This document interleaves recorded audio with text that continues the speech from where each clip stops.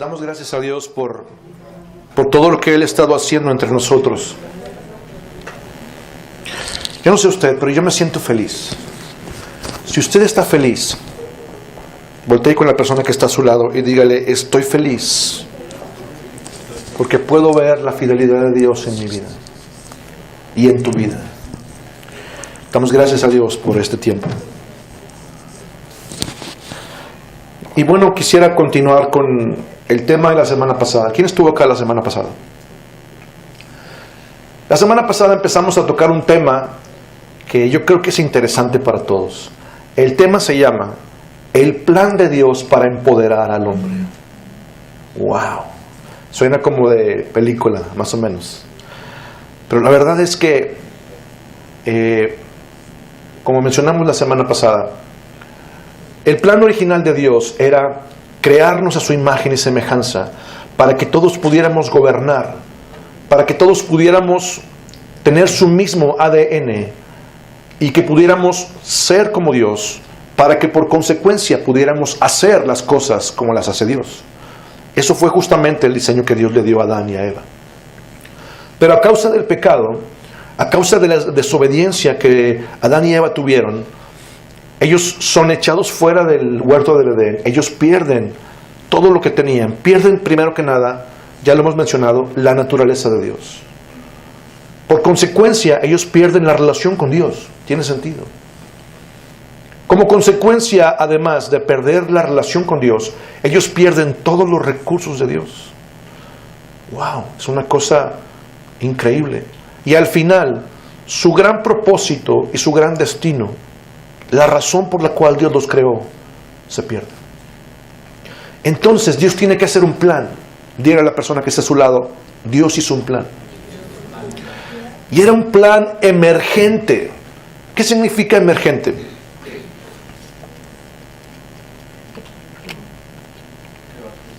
Emergente viene de la palabra emergencia. Para que vea usted qué sabiduría manejamos acá. Profunda. ¿Sí? Dios hizo un plan emergente para rescatar al hombre.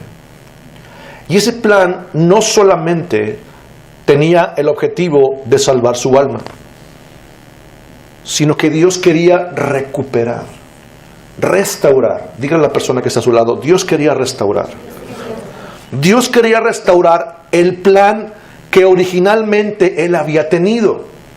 Es decir, Dios iba a hacer un plan en el cual no solamente iba a salvar al hombre, lo iba a rescatar de su condición espiritual de muerte, de separación eterna de Dios, sino que también ese plan incluía una parte importantísima que era el deseo del corazón de Dios para empoderar de nuevo al hombre. ¿Y por qué digo de nuevo? Porque la Biblia dice que Dios bendijo a Adán y a Eva. La Biblia lo dice en Génesis capítulo 1, versículo 28. Si puede abrir su Biblia por favor conmigo. Génesis 1:28 nos dice muy claramente: y los bendijo Dios y les dijo: fructificad, multiplicaos, llenad la tierra y sojuzgadla y gobernad sobre las aves del cielo, bestias que están en la tierra, etc. Pero quiero que tú veas que ese era el plan de Dios original para el hombre. Si tú ves 2 versículos atrás, Génesis 1:26, dice claramente: hagamos al hombre a nuestra imagen y a nuestra semejanza y... ¿qué dice? ¿Cuál era el objetivo de crear a Dios al hombre? ¿Qué es lo que Él tenía en su mente? Voy a crear a un hombre que sea en base a mi imagen y en base a mi diseño, es decir, que Él sea como yo y que haga lo que yo hago para que gobierne. ¡Wow! ¿Sí le queda claro? Entonces, cuando Dios tiene que responder a la necesidad espiritual del hombre, al momento en donde el hombre quedó fuera, la Biblia dice que todos pecamos y estamos destituidos de la gloria de Dios. Entonces Dios pone en marcha un plan emergente que desde el mismo día en que el hombre cae en pecado, Génesis capítulo 3, versículo 15, en ese mismo día, antes de ser echados del huerto del Edén, Dios le promete al hombre y a la mujer rescatarlos. Génesis 3:15 es la primera promesa de redención registrada en la Biblia. En esa promesa, Él les dice: y pondré enemistad entre la simiente de la mujer y la simiente de la serpiente. ¿Qué significa simiente?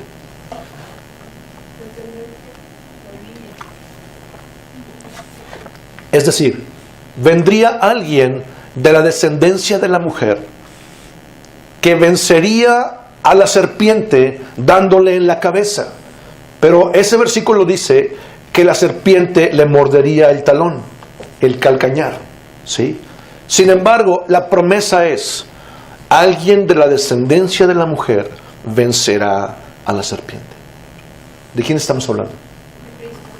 Cristo venciendo sobre el enemigo, sobre el diablo, el chamuco, el chanclas, ¿sí? Cuando Jesús vino al mundo, Él tenía varias encomiendas importantísimas: obedecer la ley y sacrificar su vida como el cordero perfecto en favor de la humanidad. ¿Para qué? Para que la etapa 1 del proceso que vimos la semana pasada, que empezamos la semana pasada, ¿sí?, se pusiera en marcha. La primera etapa del plan es un mega plan que abarcaría desde el momento en el Génesis 3:15 hasta que Jesús muera en la cruz. Estamos hablando de más de 3.500 años. ¿Se da cuenta por qué decimos que es un mega plan? Y ese plan, en sus diferentes etapas, todavía hasta el día de hoy sigue funcionando.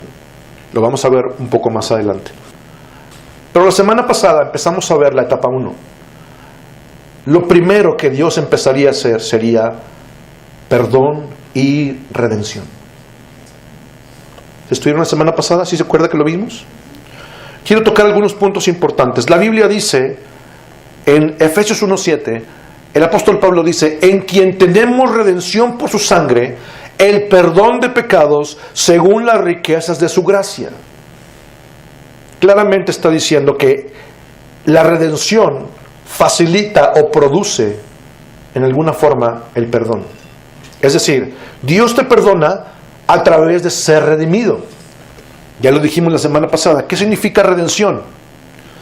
Dios te compra de la misma manera que una persona en tiempos de Jesús podía ir a comprar un esclavo a un mercado, ¿sí? Él nos compró en ese mercado de esclavos en donde estábamos cautivos bajo el dominio del diablo, del enemigo.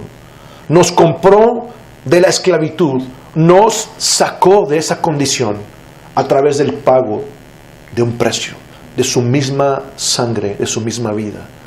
Esa es la etapa 1 del plan. Ahora, el día de hoy le quiero compartir algo un poquito más específico. Todos sabemos que Dios nos perdonó. ¿Usted lo sabe? Si usted hace una encuesta, si hiciéramos una encuesta nacional, ¿a qué vino Jesús al mundo? ¿Qué cree usted que va a responder la gente, la mayoría de las personas? A salvarnos. ¿Sí? Otra gente dirá, bueno, pues vino a rescatarnos. Otro grupo un poquito más pequeño diría, a perdonarnos. ¿Sí? ¿Salvarnos de qué? ¿Perdonarnos de qué? Lo hemos estado viendo en las semanas pasadas. El ser humano estaba perdido sin Dios. El ser humano necesitaba, por favor dígale a la persona que está a su lado, necesitaba. El ser humano necesitaba ayuda. Y el plan, la etapa 1 del plan es que Dios te iba a perdonar y a redimir. Ahora, ya sabemos, porque el versículo que leímos ahora, el apóstol Pablo dice, en Jesús, en quien tenemos redención, ser sacados de la esclavitud a través del pago de su misma sangre, el perdón de pecados según las riquezas de su gracia. Ok, pero ¿cómo funciona el perdón? ¿Verdad? Pues Dios te perdona. Sí, pero ¿cómo funciona? Hay una forma bíblica. Hay una manera en la que Dios estableció desde el Antiguo Testamento que estas cosas tenían que ser. Por favor, lea conmigo. Hebreos capítulo 8, versículos 5 y 6.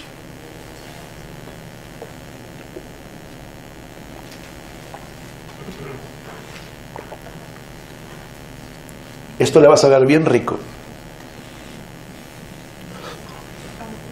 Hebreos 8, versículos 5 y 6. ¿Alguien lo puede leer, por favor?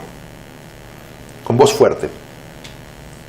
Los cuales sirven a lo que es figura y sombra de las cosas celestiales, como se le advirtió a Moisés cuando iba a erigir el tabernáculo, diciéndole: mira, haz todas las cosas conforme al modelo que se te ha mostrado en el monte.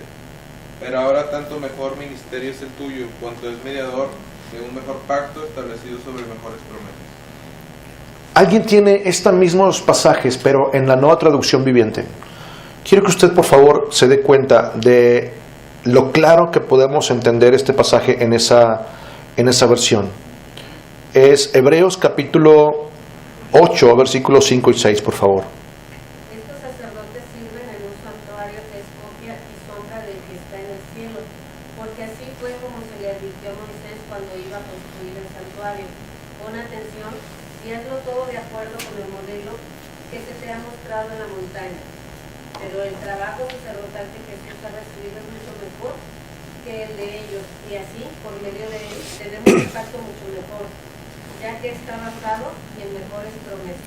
Gracias. Fíjese bien que estos versículos mencionan a Jesús como sacerdote. Pero antes, en el versículo 5, el apóstol Pablo, que es el escritor que pensamos que es el autor de esta carta a los hebreos, él dice: esos sacerdotes del Antiguo Testamento servían en un sistema de adoración que era una copia. Dígale a su vecino, una copia. Es decir, era una sombra del verdadero. La versión Reina Valera 1960 dice: era una sombra y figura de lo que había de venir. Es decir, antes de que viniera el proceso a través del cual Dios iba a llevar a cabo el perdón, Dios estableció en la ley de Moisés una sombra, una figura, una copia de la manera en que se harían estas cosas. Y Dios lo establece en la ley. Levítico capítulo 1, versículo 3 y 4. Levítico 1, 3 y 4 nos deja claramente entender cómo se hacían estas cosas. Estamos hablando de la ley de Moisés.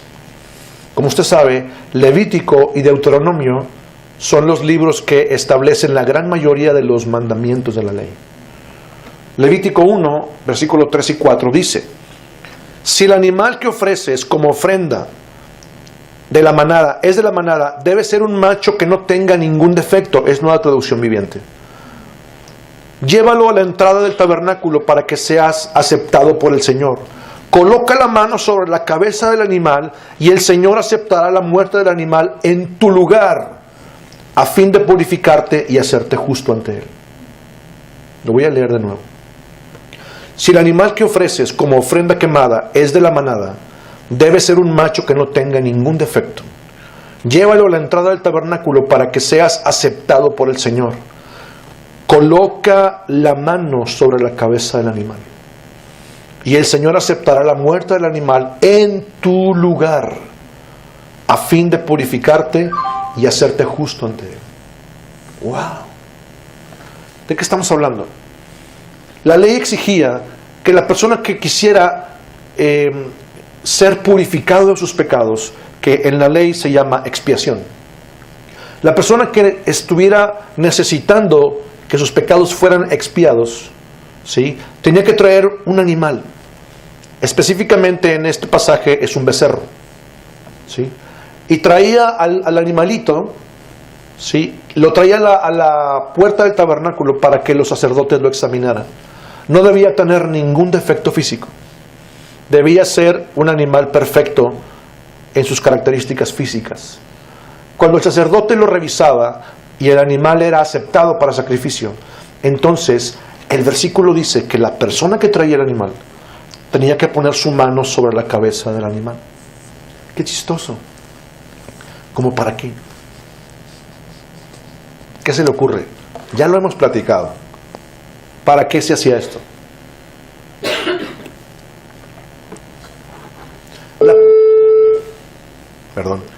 La persona debía confesar sus pecados.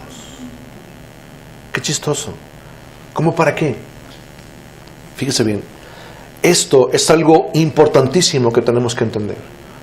Imagine usted que yo traigo el borreguito, yo traigo el becerrito. Aquí usted puede ver el becerrito. No, ese es el borreguito, ¿verdad? ¿Sí? Pongo mi mano sobre la cabeza. Visualiza el borrego aquí, o el becerrito.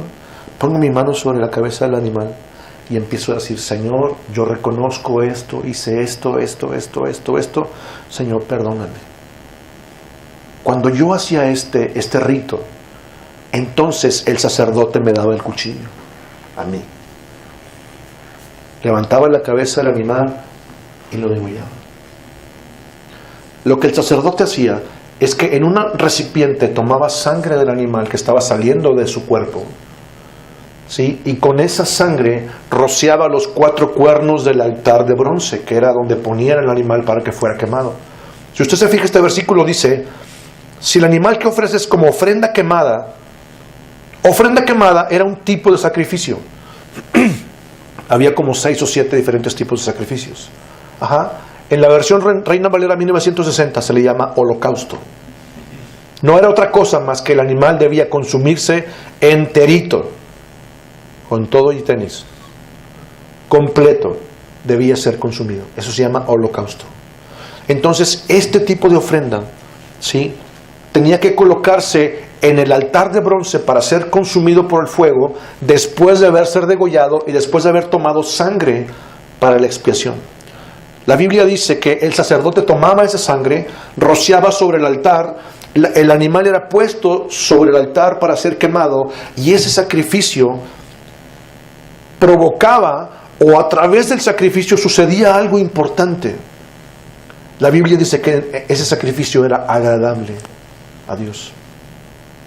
Y no estamos hablando del olor, no estamos hablando de que era un Dios sanguinario que quería que alguien se quemara en el fuego para que ardiera, como si tuviera una necesidad de desquitarse.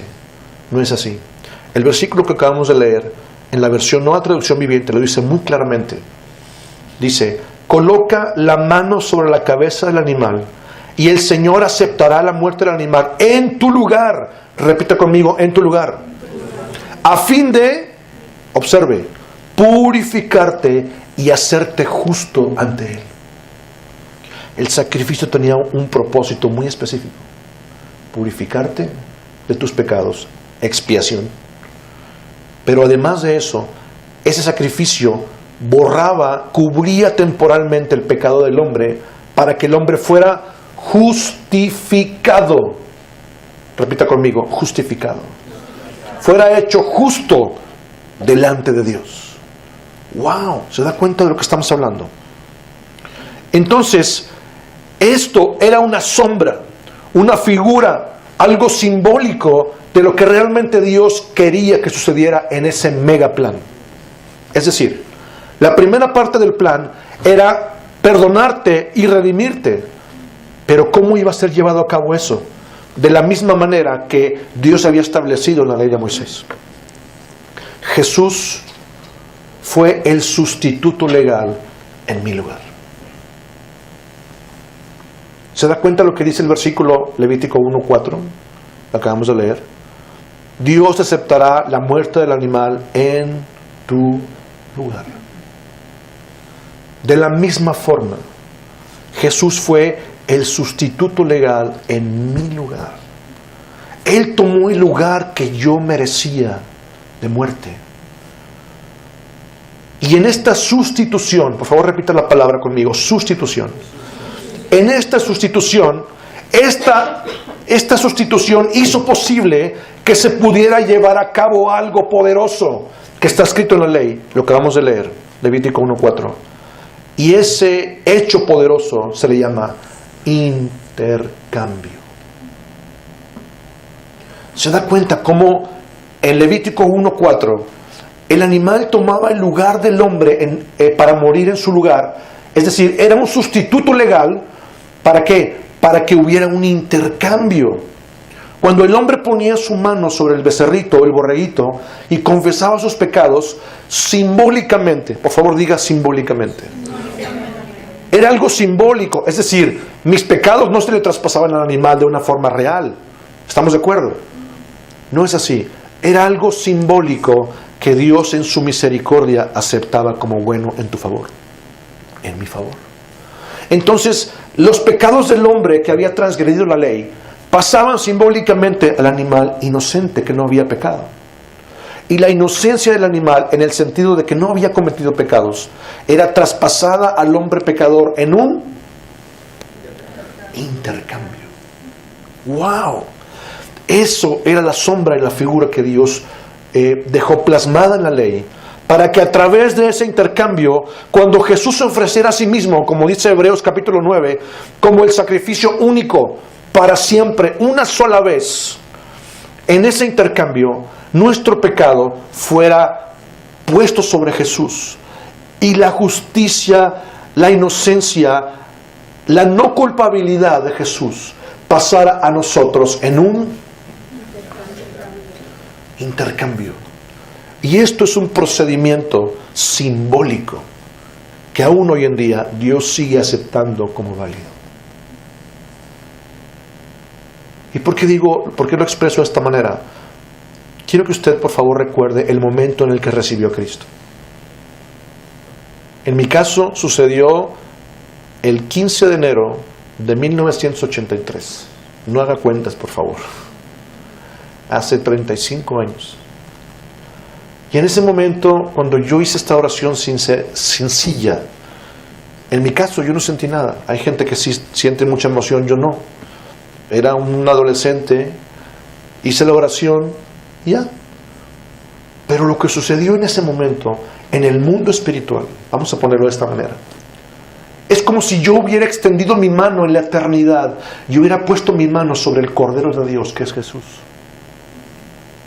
Y al poner mi mano sobre Él, estuviera confesando mis pecados de la forma que dice Levítico 1:4. La oración de fe es algo tan sencillo como eso.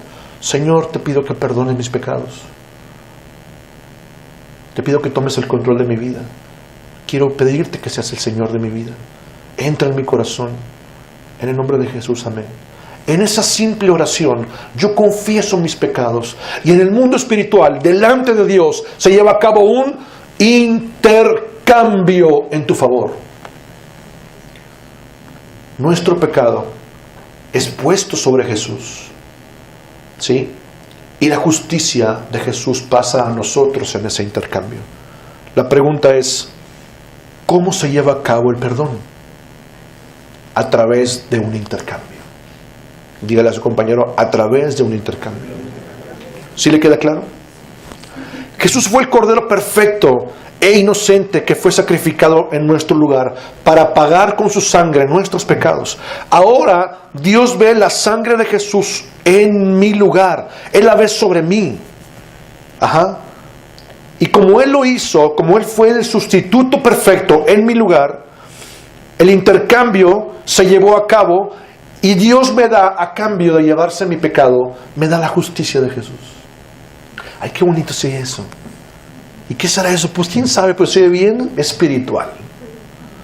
No se preocupe, más adelante le voy a explicar qué es justicia. Y es algo poderosísimo. Es una cosa fabulosa que hasta el momento sigue cautivando mi corazón. Pero por el momento estamos viendo perdón. La Biblia dice en Isaías 53:6, en la Nueva Traducción Viviente, todos nosotros nos descarriamos como ovejas, cada cual se apartó por su camino, mas Jehová cargó en él el pecado de todos nosotros. Perdón, ese es Reina Valera 1960. Isaías 53:6. Dice la Biblia, todos nosotros nos descarriamos como ovejas, cada cual se apartó por su camino, mas Jehová cargó en él el pecado de todos nosotros. ¿Se da cuenta de qué estamos hablando? El perdón funciona a través de un procedimiento que Dios estableció en la ley, que se llama intercambio. Ahora, esta revelación que usted está recibiendo, este entendimiento, no sé quién sabía esto, yo sé que muchos de aquí ya lo saben, habrá gente que no lo sabía, ¿sí? Pero esta revelación, esto que está en la Biblia, era como una profecía. Era algo que profetizaba la expiación que el Cordero de Dios, Jesús mismo, llevaría a cabo en la cruz. y apuntaba hacia la obra de redención que nos haría recibir su vida. ¿Se acuerda que hablamos acerca de la vida Zoe de Dios? ¿Sí se acuerdan? Esa vida Zoe es la que te da la entrada a una vida eterna. Esa vida Zoe es la que permite, digamos que es el acceso en donde Dios te abre la puerta para que seas su hijo. Ajá. Vamos a ver después un poquito más profundo este tema.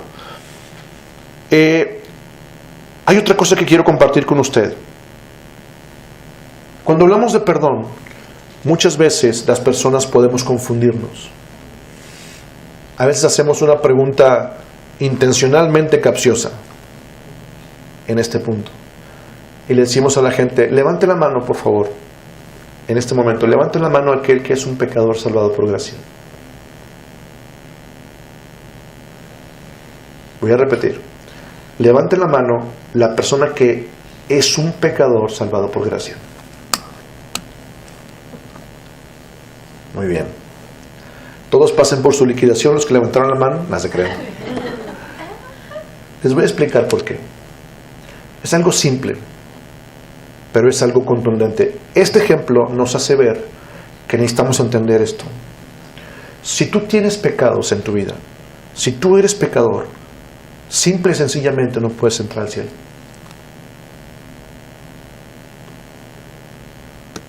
¿Estoy en lo correcto? Está en la Biblia. Quiero que usted se dé cuenta que hay una parte fina, hay un hilo delgadito que necesitamos tener muy claro en este tema. Cuando Jesús nos perdonó, ese perdón fue para siempre. Es decir, es irrevocable. Dígale a su compañero, irrevocable. Es decir, Dios no te perdona y después cuando ya hiciste algo malo, te dice, no, mijito, ¿sabes qué? Lo siento mucho, pero va para atrás. A ver, vaya, salte, cierra la puerta. Dios no hace eso. Pero muchas veces, porque no tenemos claro lo que la Biblia dice, podemos pensar que seguimos siendo pecadores salvados por gracia. Déjenme decirle algo. Y lo voy a decir con todo el gusto del mundo y con toda mi sonrisa. ¿Sí? Yo ya no soy pecador.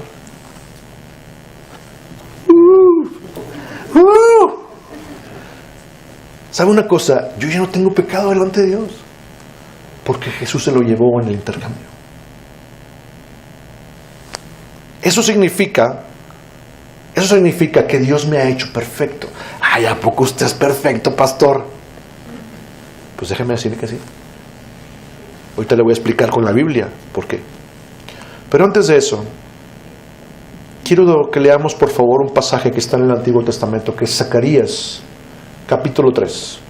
Zacarías capítulo 3 es un pasaje importantísimo que usted tiene que tener claro a la hora de hablar de perdón. Zacarías es el penúltimo libro del Antiguo Testamento. Si usted no trae Biblias, creo que ahí atrás tenemos Biblias, ¿sí? O si no, júntese con alguien, por favor. Le pido de favor que usted lea con sus propios ojos lo que la Biblia dice, ¿sí? Fíjese bien. Zacarías capítulo 3, versículos 1 al 4, es un pasaje importante.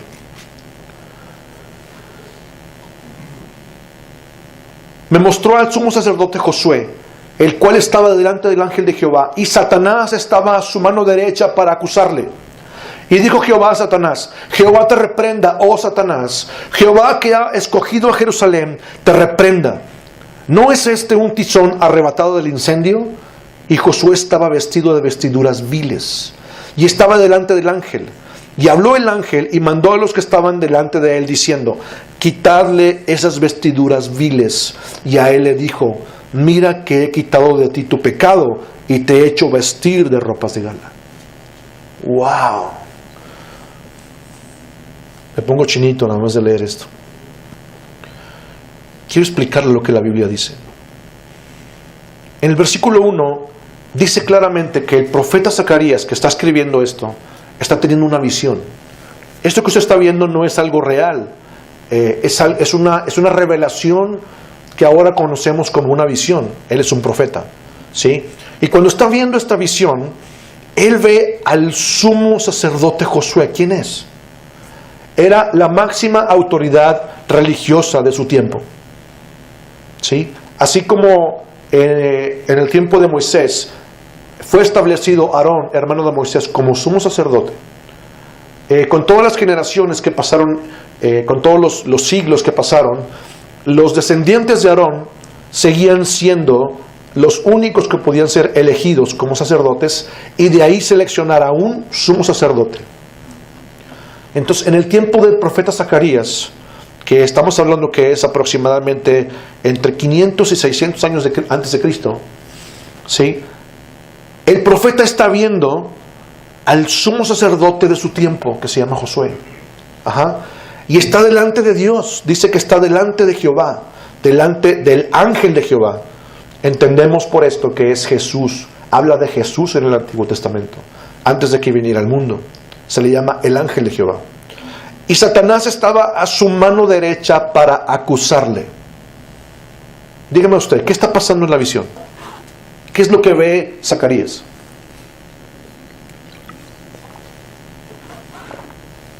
Un juicio. El ángel de Jehová es la autoridad.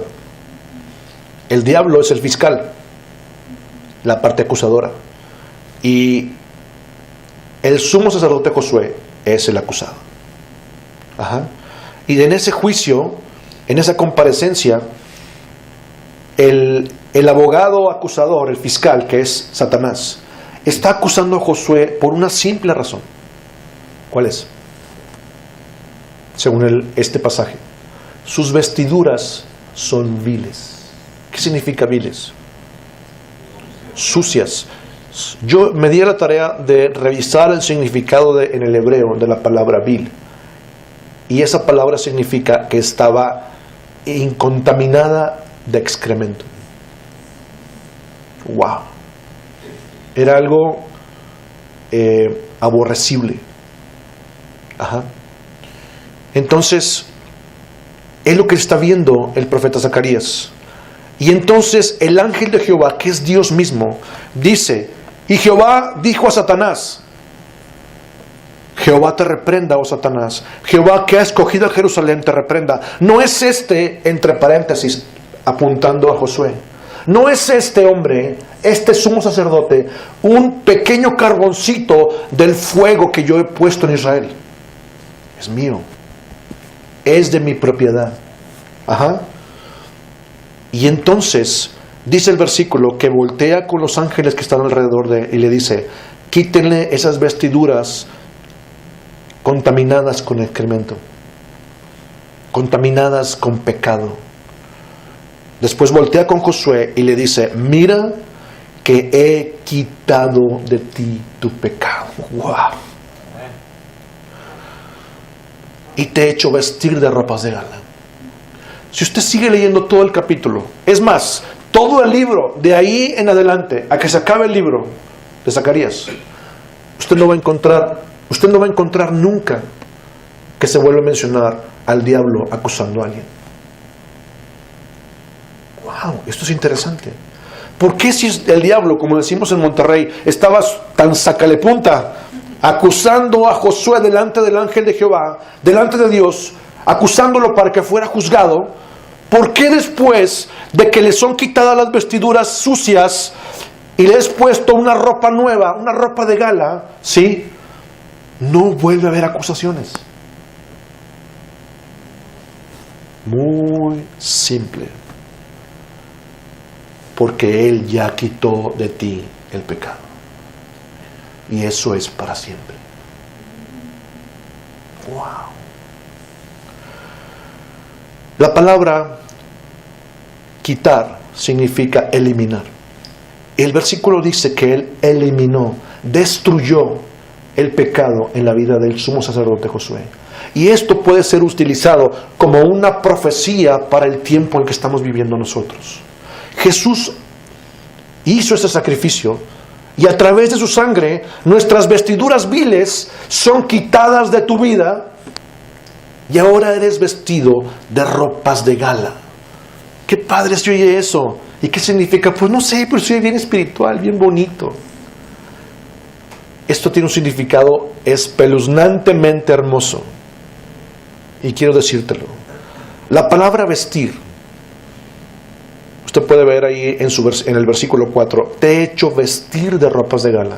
Esa palabra vestir en el hebreo tiene un significado primario, un significado literal, y ese significado es envolver.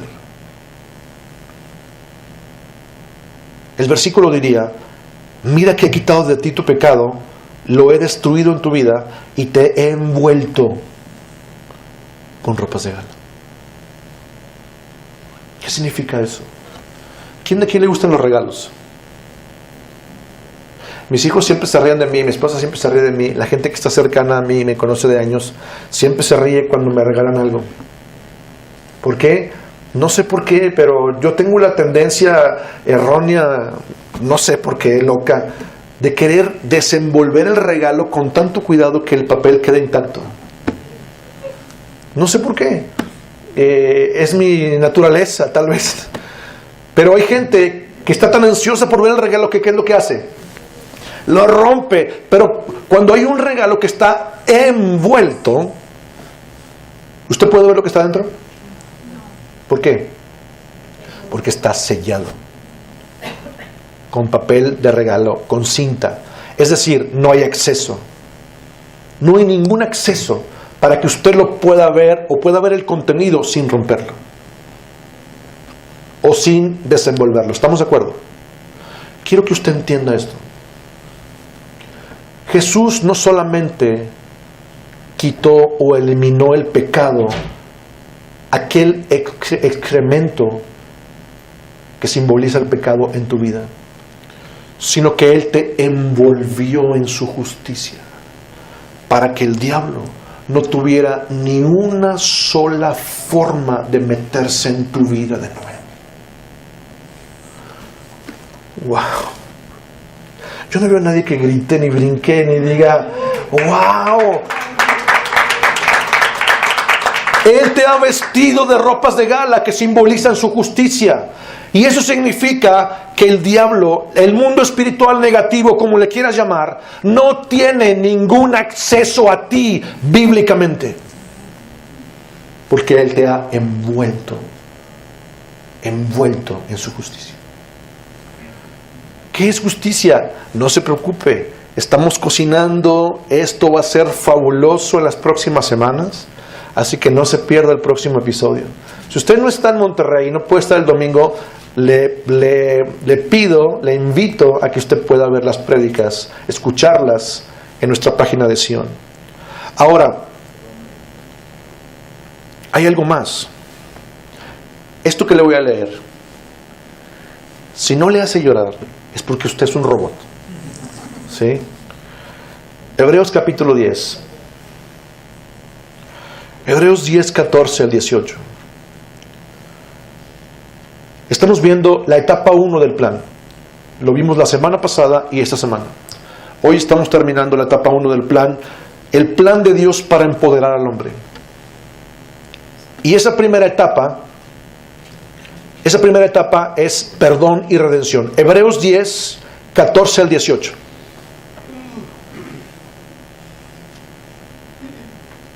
Dice la Biblia, porque con una sola ofrenda hizo perfectos para siempre a los santificados. Y nos atestigua lo mismo el Espíritu Santo, porque después de haber dicho, este es el pacto que haré con ellos. Después de aquellos días, dice el Señor, pondré mis leyes en sus corazones y en sus mentes las escribiré. Y añade, y nunca más me acordaré de sus pecados y transgresiones, pues donde hay remisión de estos, no hay más ofrenda por el pecado. Ah, qué padre se oye eso. ¿Y qué significa? Pues quién sabe. Pero siento bonito. ¿Se acuerda que le dije hace ratito que yo soy perfecto delante de Dios? Pues déjeme decir que aquí está el sustento bíblico. Ay, hermano, usted nunca se equivoca. Sí me equivoco. Entonces no es perfecto. Sí soy perfecto. Y podemos entrar en un debate en este tipo de cosas, porque la terminología es la que tenemos diferente. Perfecto, bíblicamente, Es decir, el significado bíblico de perfección no significa o no se refiere a que no te vas a equivocar. Es un concepto diferente. El ser humano actual tenemos el concepto de que perfección o ser perfecto significa que no me equivoco, como si fuera una computadora, un robot, ¿sí? Pero es un concepto distinto al que maneja la Biblia. Cuando el apóstol Pablo dice, con una sola ofrenda, o sea, a través del sacrificio de Jesús, hizo perfectos para siempre a los santificados. Levanta la mano, santificados. Si usted es santificado, según este versículo que está en la Biblia, usted es perfecto. Eso significa que usted no puede decir, es más, le prohíbo como pastor, volver a decir que usted es un pecador salvado por gracia. Yo fui, como dice la India, yo fui un pecador y Él me salvó por gracia, pero ahora la Biblia dice que soy perfecto. ¿Y eso qué significa? Significa que delante de Dios, que es el juez, ¿se acuerda usted Satanás acusando al sumo sacerdote delante de Dios? Delante del juez, mi pecado ya fue destruido. Significa que el diablo no tiene más por qué acusarme, porque he sido vestido de ropas de gala, he sido envuelto en la justicia de Jesús y ya no hay acceso que Él pueda tener sobre mi vida. ¡Wow! Con la ofrenda, el sacrificio de Jesús, Él nos hizo perfectos delante de la ley. El Antiguo Testamento dice, el alma que pecare, esa morirá. Romanos 6:23 dice, porque la paga del pecado es muerte, mas el regalo de Dios es vida eterna a través de Jesús. ¡Wow! Y eso sucede, ¡wow! Déselo fuerte.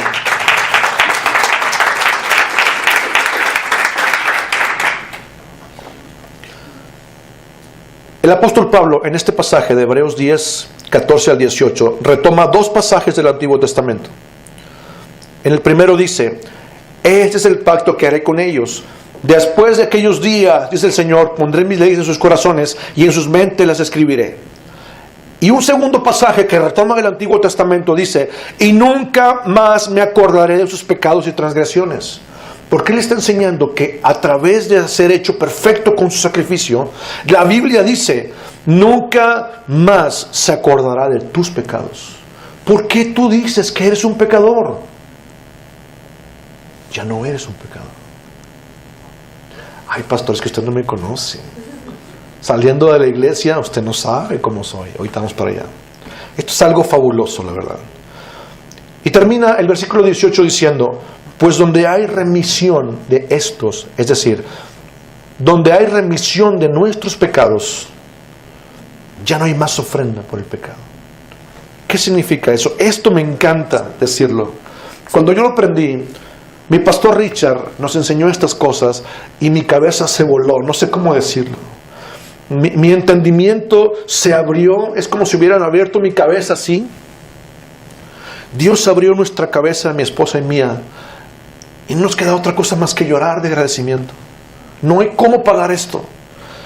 Donde hay remisión de estos, ¿qué significa remisión?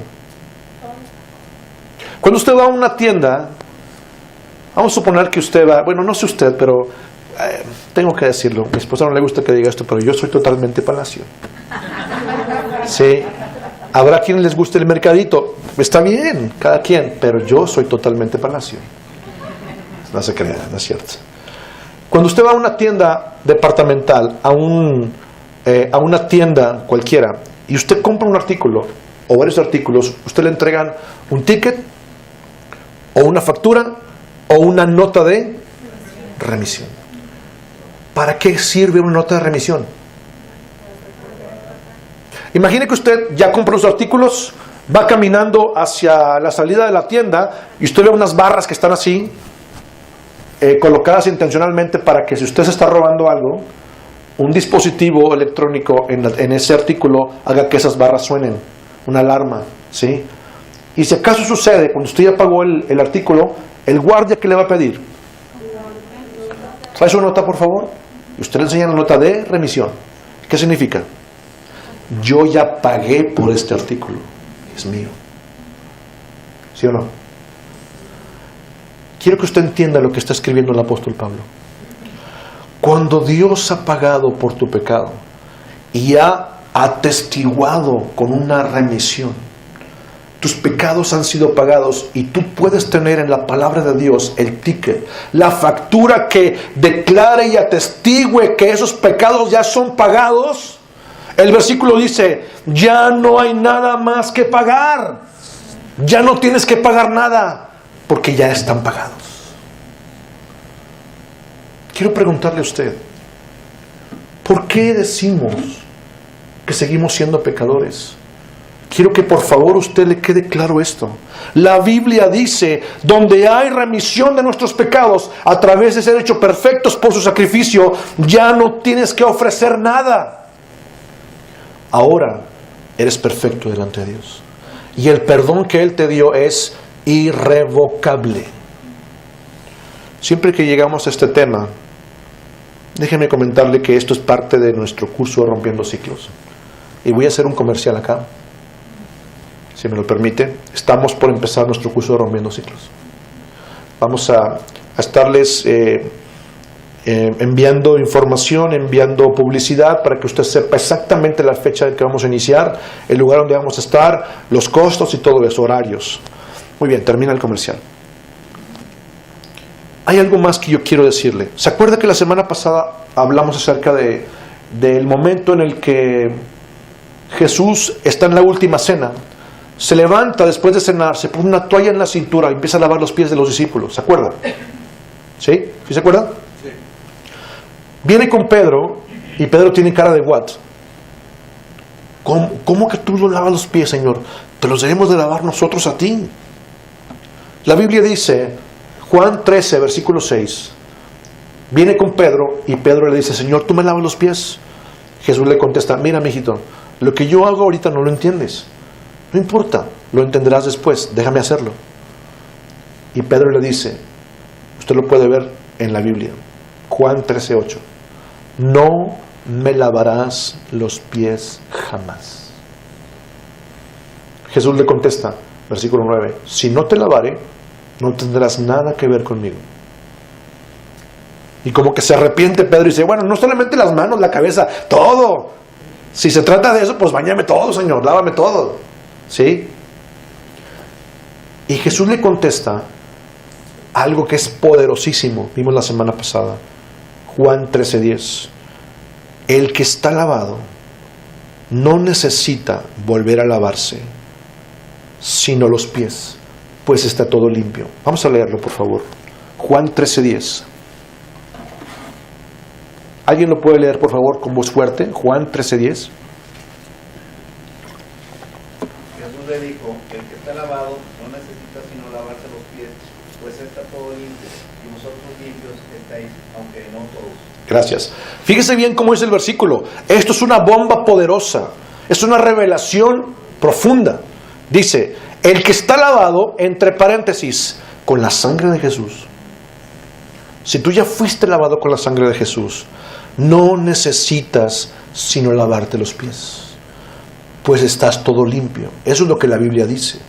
¿Por qué Jesús está diciendo esto? Porque quiere enseñarle a Pedro, que era sería uno de los principales líderes de la iglesia primitiva, una verdad tan profunda como esta. Si tú ya fuiste lavado por la sangre de Jesús, ahora estás todo limpio, y eso es para siempre. Pero solamente te queda algo por hacer. Lo único que debes de lavarte son tus pies. ¿Qué significa eso? Quiero cerrar con esto. Cuando le preguntan a la gente, personas que han estado en nuestros cursos, recuerdo muy bien una señora que estaba en el curso de Rompiendo Ciclos. Cuando llegamos a este punto, ella levantó la mano y dijo, ¿puedo hacer un comentario? Sí. Entonces dijo, a mí me pasó algo que no supe cómo manejar. Cuando estaba platicándole a una de mis hermanas, muy contenta, muy efusiva, muy alegre de el entendimiento que estaba recibiendo, que está en la Biblia, hablándole de lo que dice el versículo de Juan 13:10, que ya soy perfecto. Es Hebreos 10:14. Con una sola ofrenda hizo perfectos para siempre los santificados. Y la hermana le dice, ay, tú, ¿a poco tú eres perfecta? Sí, la Biblia dice que somos perfectos. ¿A poco nunca te vas a equivocar? Y yo quiero saber qué responder porque no supe qué responder. Entonces fue un momento importante para explicar lo que acabamos de decir. Perfección en la Biblia significa que usted ya cumplió con los parámetros que están escritos ahí. Usted ya cumplió con lo que la ley decía. Y delante del juez usted no debe nada. Existe una nota de remisión que lo comprueba. Ajá. Pero entonces dice, ¿qué significa lo que dice la Biblia que debes lavarte los pies? Déjeme explicarle. Después de que usted recibió a Cristo como Salvador, en mi caso fue hace 35 años, casi los que tengo de edad, ¿verdad? Después de eso, ¿me seguí equivocando? Cuando usted recibió a Cristo, después de ir en adelante, ¿usted ha cometido equivocaciones? Vamos a decirlo como lo decimos los regios. ¿Ha metido la pata en alguna ocasión? Claro. Déjeme decirle que Dios sabía que esto iba a pasar. Es importante que usted entienda esto. El pasaje de Juan 13 nos hace ver que existen dos maneras que Dios utiliza. Existen dos formas, termino con esto, dos formas en que se aplica el perdón en la vida de nosotros. La primera, como dice la etapa 1 de este plan, es perdón y redención. Jesús dice, el que está lavado, entre paréntesis, cuando es lavado con mi sangre, ya no debe nada y ahora entra a ser parte de mi familia. Usted ya es hijo. Levanten la mano los hijos de Dios. Esa es la primera parte. Esa es la redención. Pero existe otra cosa que Jesús está mencionando en este pasaje y está utilizando un ejemplo sencillo que es lavarse los pies. En el Israel antiguo, las personas no tenían carros. Si eras una persona rica, tenías un carruaje o tenías un caballo. Si no, las personas se desplazaban caminando. Ajá. Entonces, las personas llegaban a las casas, cuando eran invitados, por ejemplo, llegaban con sus pies calientes. Usaban guaraches o sandalias o descalzos. Y llegaban a las casas con los pies calientes, todos llenos de polvo. Y como una atención a los invitados, las personas les ofrecían un recipiente con agua para que metieran sus pies ahí, se refrescaran y se quitaran el polvo de los pies. La persona se sentía bien al hacer eso. Era una atención a los invitados. Y Jesús utiliza este ejemplo tan simple y tan cotidiano para enseñarle a Pedro que después de que tú fueras lavado con la sangre de Jesús, todavía en el caminar en esta vida, en el caminar en este mundo, podían existir equivocaciones. Podía haber polvo que se pegara a tus pies, polvo del desierto. Y hay una forma bíblica de poder lavar tus pies, que simboliza poder estarte limpiando continuamente del polvo que se acumula en tus pies al caminar en este mundo. ¿Sí me estoy explicando? Es importante que entendamos esto. Primera de Juan, capítulo 1, versículos 7 al 9. Yo sé que hay gente que ya ha escuchado esto. Por favor, ténganos un poco de paciencia. Esto es importante para la gente que no lo ha escuchado. Termino con este pasaje. Primera de Juan 1, 7 al 9. Pero si andamos en luz, como Él está en luz, tenemos comunión unos con otros y la sangre de Jesucristo su Hijo nos limpia de todo pecado.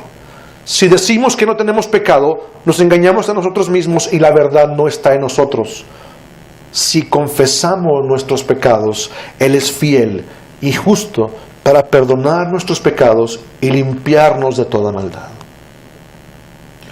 Quiero que le quede claro esto. Esto que escribe el apóstol Juan es algo distinto a lo que menciona el mismo Juan en el capítulo 13 del Evangelio de Juan.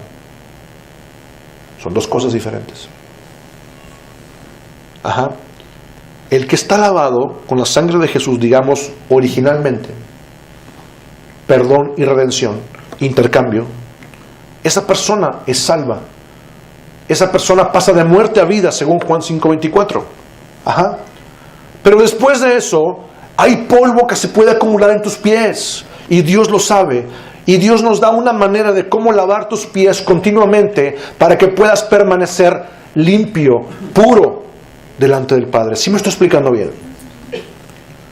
Si confesamos nuestros pecados diariamente, nuestros errores, nuestras faltas, Él es fiel y es justo para perdonarnos y limpiarnos de toda maldad. Nos ponemos de pie, por favor.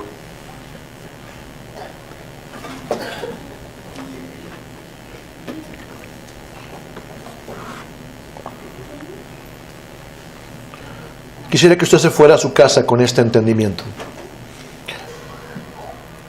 Cuando Jesús nos limpia con su sangre,